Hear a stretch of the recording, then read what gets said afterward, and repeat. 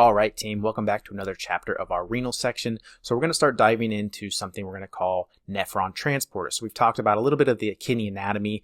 Now we're going to get a little bit more microscopic and start looking at inside the kidney. There's these units called nephrons, and inside these nephrons, there's a bunch of transporters that are super important for a variety of reasons.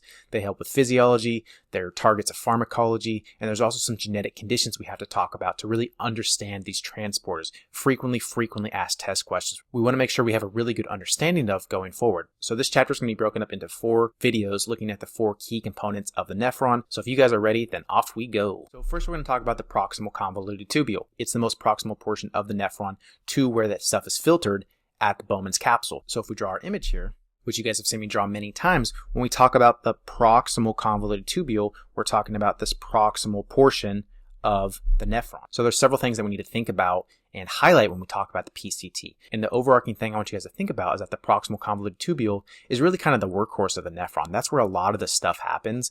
That's where a lot of our solutes are reabsorbed after they're filtered. So we're going to break it up into a few different key categories of solutes that are reabsorbed. Then we're going to talk about certain effects that hormones can have that can affect the proximal convoluted tubule, and we'll finish up going over genetic condition. So first up, we have our glucose and our amino acids. So we've talked about in the past that our body absorbs approximately 100% of these, and think about why is that, right? In a normal, healthy individual, glucose is our primary energy source. We don't want to be getting rid of that. If it is filtered at the nephron, we want to reabsorb all of it so we can use it for energy in the future. Same thing with amino acids. Amino acids are our primary building blocks to our proteins, right? And to be, strong and healthy, we want to keep as many of those molecules as we can. And so we have a bunch of transporters that limit the amount of molecule that is actually excreted from the body. So the body reabsorbs these molecules through transporters. One key point I want to highlight to you guys is to remind you that there's a difference between active transport and passive transport. This is something that you may have not heard of in a while, but active transport, A for ATP, I've highlighted the active transport in orange, so the A in active is for ATP, right? So active transport requires energy. It requires ATP in terms of this sodium potassium ATPase for this transporter to work. This is different than other things which are known as passive transport, which do not require ATP, and that is because they're taking advantage of physiologic principles such as potentially moving down or up their concentration gradient or taking advantage of electrochemical charge differences. The sodium glucose cotransporter can be saturated at approximately 350 milligrams per deciliter, which is when we'll start to notice that we can't reabsorb all the glucose, and thus it can be seen in the urine, consistent with a diagnosis of diabetes. And we'll also talk about in our pharmacology section, there are medications that we can give called SGL2 inhibitors that can actually block these types of transporters in various parts of the nephron. The next really important molecule that we want to talk about in understanding how the PCT works is that of bicarbonate. So bicarbonate is interesting in that it's reabsorbed as carbon dioxide and water separately, H2O. And then there's a very important enzyme called carbonic anhydrase, which can then act to combine the CO2 and the H2O once it's inside the cell into carbonic acid. So you can see on the slides, we have carbonic anhydrase both here inside the cell and here in the lumen, because not only can it turn CO2 and water into carbonic acid, it can do the reverse reaction, which we see occurring in the lumen, where we have H2CO3 being broken down into CO2 and H2O. This allows the molecules to be much smaller and allows them to easily pass through the cellular membrane. Remember, when passing through the cellular membrane, smaller molecules have a much easier time of doing this than a larger molecule like the carbonic acid.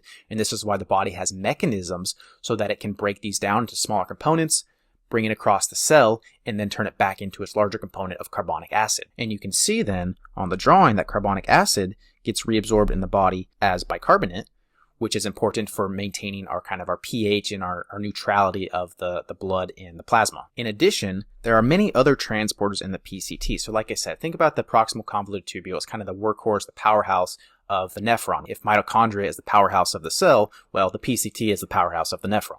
And you can see here the PCT reabsorbs most sodium, chloride, phosphate, potassium, and bicarb. When we say most, we're kind of talking about that 67 to 75% range of those molecules are reabsorbed versus glucose and amino acids. We're really talking as close to 100% of those are reabsorbed as possible. And notice here under other transporters I have basically a couple different options. We have the sodium hydrogen pump. We also have some other ones, such as a sodium bicarb and a sodium phosphate transporter as well. These are less important, but I want you guys to know that there are many, many transporters in the proximal convoluted tubule that are used for all of this to occur and for us to reabsorb these molecules that we need. So another key terminology we need to differentiate before we move on is countertransport versus co-transport. So just a quick reminder, if you look at my writing on the bottom in red, co-transport is saying that we bring the molecules in together. So you can look at like the sodium glucose pump on the image, and countertransport is saying that the molecules go against each other. So if one comes in, then the other goes out. A good example of this is the sodium hydrogen pump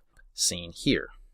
So next we're going to talk about some of the key hormonal effects that can affect the proximal convoluted tubule and affect how much of a substance we reabsorb or secrete from the body. So first let's look at PTH, and you can see that PTH's main effect is that it decreases the sodium phosphate pump, which overall increases the amount of phosphate that is excreted from the body. And while this mechanism of the transporter is important to remember, what's more important to remember is this memory aid that's very frequently used, which says that PTH stands for phosphate trashing hormone.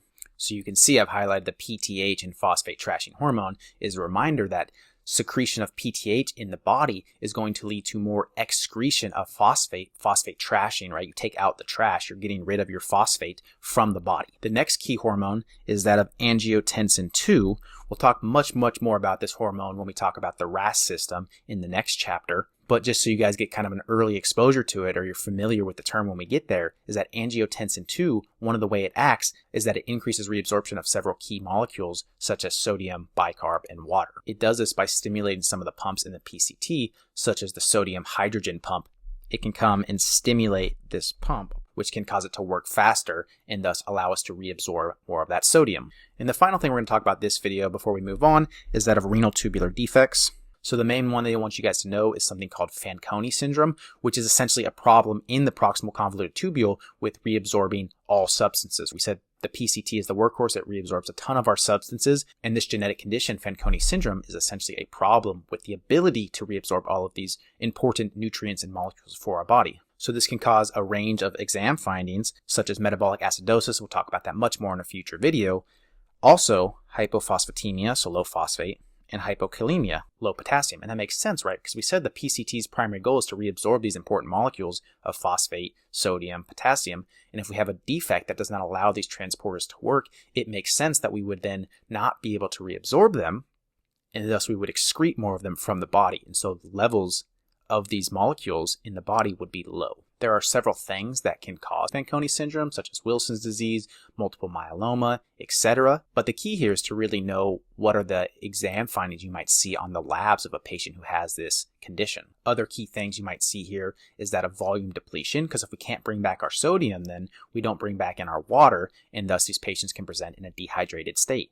The final thing I want to mention before closing out this video is not to confuse Fanconi syndrome with that of Fanconi anemia, because Fanconi anemia is a different genetic condition dealing more with the bone marrow, versus Fanconi syndrome is a genetic condition dealing with the kidneys itself. Okay, I know that's a lot of information for this one, so go ahead and watch it again if you need to. Certainly a very important, highly tested subject. There's a lot to go over in the proximal convoluted tubule, but I think what you want to do is really develop a baseline for understanding the different portions of the nephron. And then when we get to the pharmacology and we talk about what kind of interventions can we do to help these patients or treat these patients, it's going to make a lot more sense at that point. So that's all I have for this one. I'll see you guys in the next one.